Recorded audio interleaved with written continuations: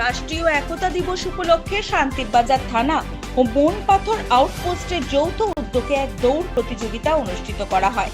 শান্তির বাজার থানার ওসি রাজ দত্ত ও মনপাথর আউটপোস্টের ওসি জয়ন্ত দাসের যৌথ উদ্যোগে আজকের এই প্রতিযোগিতা অনুষ্ঠিত করা হয়।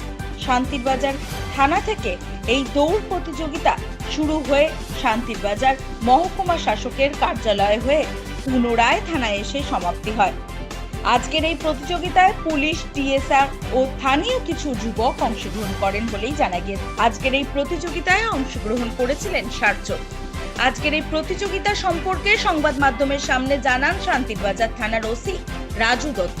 তিনি জানান, আগামী দিনে থানায় আয়োজিত কালী পুজোয় দৌড় প্রতিযোগিতায় অংশগ্রহণকারীদের মধ্যে প্রথম, দ্বিতীয়, তৃতীয় স্থান অধিকারীদের পুরস্কৃত করা হবে।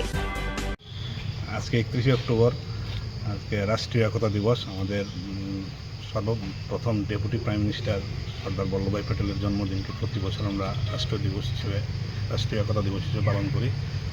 আজকে তারই অঙ্গ হিসেবে আমরা একটা 5 কিলোমিটার রান ফর ইউনিটি একটা আমরা কর্মসূচি গ্রহণ করি।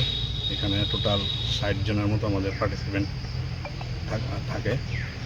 প্রত্যেকটা ক্যাটাগরি, টিএসআর, পুলিশ, নন পুলিশ, আমরা একটা 3 ক্যাটাগরিতে আমরা প্রাইজ ডিস্ট্রিবিউশন করব।